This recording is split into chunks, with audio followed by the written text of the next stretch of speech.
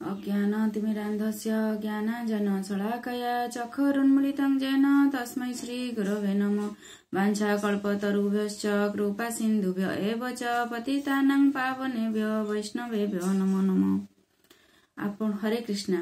आपण मानकु हृदयर गभीरतम प्रदेशरु प्रणाम। कहला बेले जदि किछि त्रुटि रहि जाय ताहाल मते क्षमा करिवे। आसंतु आज नुआ एक विषय रे चर्चा करिबा जहा हेउछंती कंठी काहेकि धारण करिबा। कंठी कौन ना कंठरे पिंधा जाइथिबा माली को आमे कंठी बोली कहि थाउ। ताहा तुलसी माली रे तयारी होई थाए। पूर्व अमल रे देखिथिबे जेजेबापा माने कंठरे कंठी धारण करुथिले। जदि कंठी कोनोसी कारणवशतः तांकर छिड़ी जाउथिला तेबे से कहूथिले जे मु खाद्य एबे खाइबी नाही। काहेकि ना से जानिथिले जदि बिना कंठी रे खाद्य खाइबे ताहाले पाप ही भितरकु जिवो आ तांको सेथिरे दोष लागिवो। देखिथिबे सजन आमर एरिया रे आम एरिया मानकरे दी प्रकार कुकुर बुलंती। गोटे होउछंती पालतू कुत्ता आ गोटे होउछंती फालतू कुत्ता। तो पालतू कुत्ता कोन जहार मालिक अछंती आ फालतू कुत्ता जहार मालिक नाहंती। पालतू कुत्ता को केही मारिबेनी आ फालतू कुत्ता को केही छाड़िबेनी। तो पालतू कुत्तार बेकेरे देखिथिबे बेल्ट पड़ी थाए और सेथिरे चेन लागि थाए। जेतेले ता मालिक ताकू बुलेइबाकू निये जदि कुकुरटी एडे सेडे भिड़ी ओटारी हुए ता मालिक सेही चेन को धरिकी निज आड़ को भिड़ी निये। किंतु फालतू कुत्तार कौन फालतू कुत्तार नहीं बेकेरे बेल्ट थाए नहीं चेन थाए। ताकू सी मन इच्छा बुले तार केही मालिक न थांती। ठीक सही भलिया सजन आपण माने देखिथिबे किछि व्यक्तिंग बेकेरे तुलसी माली रे तयारी होइतबा किछि कंठी थाए। आपण सेहिथरु बुझी नेबे जे एई व्यक्तिर मालिक अछंती। मालिक माने कौन मालिक होउछंती गुरु। जेउ माने कंठरे कंठी धारण करथांती तांकर मालिक थांती आ जेउ मानक कंठरे कंठी न थाए सेमानकर कोनोसी मालिक न थांती। एई कंठी को केही निज मन इच्छा निजे पिंदी दियंतिनी आकु गुरु पिंधाई थांती।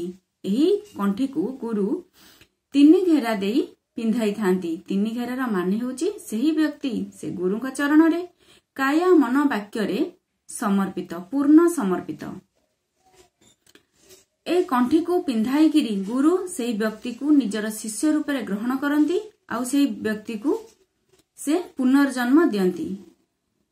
आउ से व्यक्ति सेही दिन ठारू गुरुंग चरण रे समर्पित होइकी रही थाए। गुरु जहा कहंती गुरुंग निर्देश को से अक्षरे अक्षरे पालन करे। जमदूत माने भी कंठी धारण करथिबा व्यक्तिकर आत्मा को स्पर्श करंती नहीं। जेतेबेले व्यक्तिटी मृत्यु मरण करे सेतेबेले जानिथिबे जमदेवता और जमदूत माने आसी तार आत्मा को भिड़ी की नियंती। किंतु जदि जने व्यक्ति एई कंठी धारण करिथाए ताहले से माने एई व्यक्ति को आत्मा को छुईबानी। काहेकि छुईबेनी ना से माने जानि नियंती जे एही व्यक्तिर केही मालिक अछंती आउ से कृष्ण भक्त। से गुरुंक निर्देश रे गुरुंक आज्ञा रे कृष्ण को आराधना करूचंती। सेथिपई तांको जमदेवता और जमदूत माने नियंती नाही। आ जेउ व्यक्तिर बेकरे कंठी न थाए तांको तांकर पाप पुण्य को भोग करेबा पई दंड देबा पई जमदूत माने तांको से शरीर आत्मा को नै जांती। ताहले एथुरा आमे कोन बुझिले आमे बुझिले जे जेउ व्यक्ति कंठी धारण करिथांती गुरुंक शरणापन्न होइथांती आ भगवान कृष्णंकर आराधना करंती सेमानंको जमदंड भोग करिबाकू पड़े नाही। सेमाने गोलोक धाम को प्रत्यावर्तन करंती। हाँ सजन आमे बहुत कालरू भगवान कृष्ण को भूलिकिरी एही मृत्यु जन्म मृत्यु चक्र रे आमे घांटी हेई गलेनी। आसंतु गुरुंक आज्ञा रे गुरुंक निर्देश रे आमे कंठी धारण करी गुरु पिंधाइथिबा कंठी को धारण करिबा आउ भगवान कृष्णंकर भजन करिबा। मोर बाणी को एठारे मु विश्राम देउची।